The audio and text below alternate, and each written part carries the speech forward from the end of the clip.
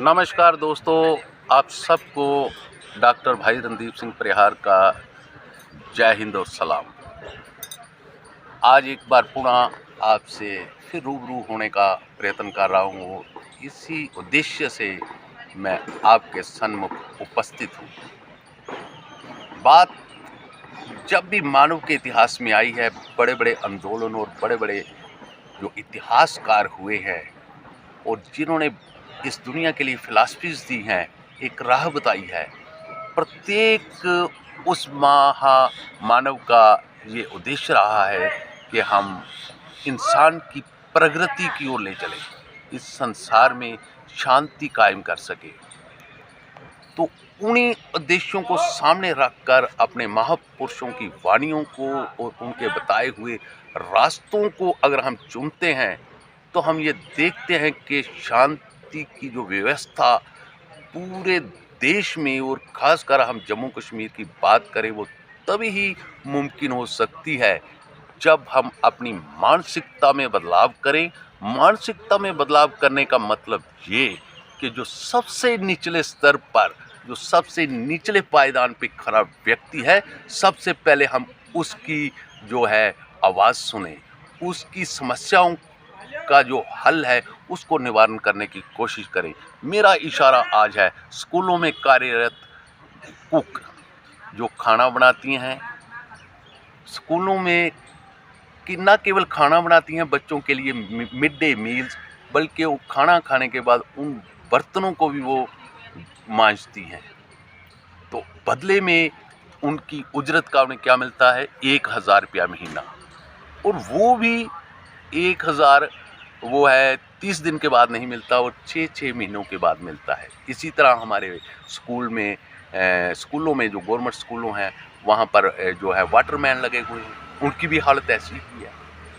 कहने का मतलब ये है कि जब हम अपनी मानसिकता नहीं बदलेंगे और जिस गांव में भी स्कूल हो, जिस मोहल्ले में स्कूल हो, और वहाँ के लोग अगर उस खाना बनाने वाली के लिए अगर आवाज़ बुलंद ना करें तो वो समाज को फिर एक जागृत समाज नहीं कहते, उसको एक जो डेड समाज कहा जाता है। आज हमें एक ऐसे आंदोलन को प्रखर रूप देना होगा कि जहाँ भी हम देखें कि नाइंसाफ़ी के झंडे बुलंद हो रहे हैं, उन झंडों को उतार नीचे फेंकना होगा। अगर हमारे मोहल्ले और हमारे गांव में ऐसे जो मेहनतकश लोग हैं, अगर हम उनको 1000 रुपया दे रहे हैं, उन पे फाइनेंशियल ब्रूटैलिटीज़ हमने ला दी हैं, तो ये हमारे लिए नहीं, सरकार के लिए नहीं, एडमिनिस्ट्रेशन के लिए नहीं, बल्कि पूरे समाज के मुंह पे तमाचा है। हमारी ये मांग है कि निचले स्तर पे काम करने वाला प्रत्येक व्यक्ति, उस व्यक्ति को जो हमारी सुप्रीम कोर्ट, सर्वोच्च न्यायालय कहता है, equal pay for equal work मिलना चाहिए। जितने भी हमारे वाटरमैन और कुक हैं, इनको कम से कम 4th क्लास एम्प्लॉइज़ का दर्जा मिलना चाहिए उन्हें, और एक 4th क्लास एम्प्लॉइज़ जितनी तनख्वाह मिलनी चाहिए और उनको पेंशन भी मिलनी चाहिए। इसी तरह हमारे आशा वर्कर्स हैं। आशा वर्कर्स का मतलब, जिसे आप सिस्टर भी कह सकते हैं, माँ भी कह सकते हैं, उसको जो एक बच्चे को जन्म देने में एक सहायता के रूप में, चाहे वो कोरोना काल हो या कोई और विपदा इस समाज में आई हो, वहाँ आशा वर्कर खड़ी रहती है। दिन रात की उसकी ड्यूटी है।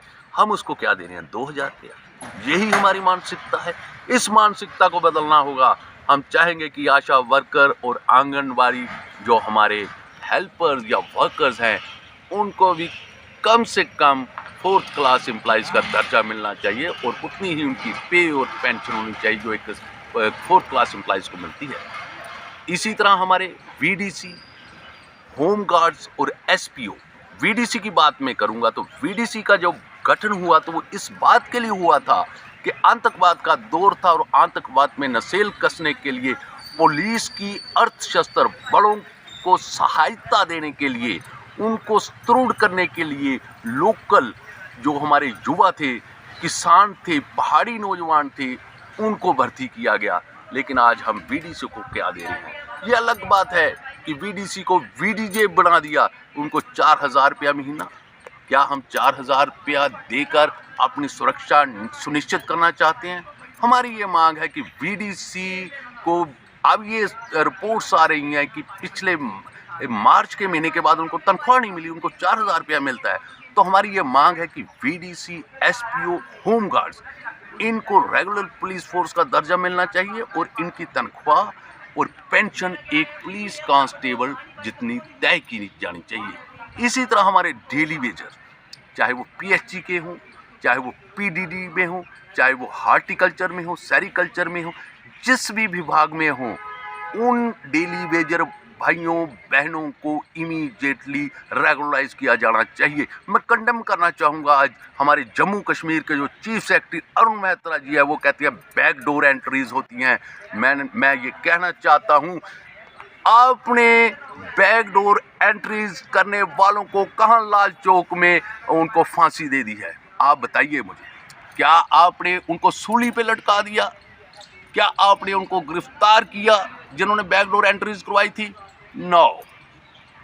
ऐसा ही चलता था, जो एक ट्रेडिशन था, डेली वेजेस को इम्प्लाई किया जाता था। इसको बैकडोर कहना ये एक लानत है, एक आप बेइज्जती कर रहे हैं उस मुलाजिम की जो 15-20 साल से कार्यरत है और अब सरकारी खजाने से वो तनख्वाह पा रहा है। हमारी ये मांग है कि जितने भी 60,000 के करीब जिनकी संख्या बताई जाती है डेली वेजर भाइयों को, इनको रेगुलराइज किया जाना चाहिए। कहने का मतलब यह है कि मानसिकता को बदलना है पूरे समाज को। ये एक पार्टी विशेष का मसला नहीं है। अगर लोग आज कहें कि भारतीय जनता पार्टी, सवाल भारतीय जनता पार्टी का नहीं है, सवाल ये है जो अपोजिशन पार्टी वो क्या कर रही है।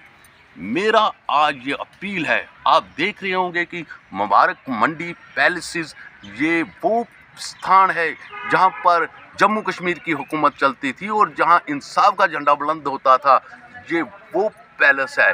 इसी पैलेस से आवाज़ उठेगी न्याय के लिए, अन्याय के विरुद्ध जो एक बिगुल हमने बजाना है और पूरे समाज को एकत्र होकर सड़कों पे आना पड़ेगा, तब जाके हमें जो है इंसाफ मिलेगा। और जब तक हम निचले पायदान पे खड़े व्यक्ति को उसको हम देखेंगे नहीं, उसकी बात नहीं सुनेंगे और उनकी समस्याओं का निवारण नहीं करेंगे, तब तक समाज में शांति नहीं आ सकती, अशांति ही रहेगी। आओ हम इस शांति के प्रयास को सफल बनाने के लिए निचले स्तर पे खड़ा व्यक्ति उसको दृढ़ करे, उस पे जो इकोनॉमिक ब्रूटैलिटीज़ हैं, सोशल ब्रूटैलिटीज़ हैं, उसको समाप्त करें। और इसके साथ मैं जोड़ना चाहूँगा हमारे नौजवान जो कि इस वक्त बेरोज़गार की मार झेल रहे हैं, उनको भी, प्रत्येक नौजवान को हमें सरकारी जॉब देना पड़ेगा। अगर जब तक हम उनको तनख्वाह नहीं दे सकते तो उनके लिए हमें स्टाइफन की व्यवस्था करनी पड़ेगी। इन्हीं अल्फाज के साथ मैं डॉक्टर भाई रणदीप सिंह परिहार आपसे अलविदा लेता हुए आपको नमस्कार, जय हिंद और सलाम कहता हूँ।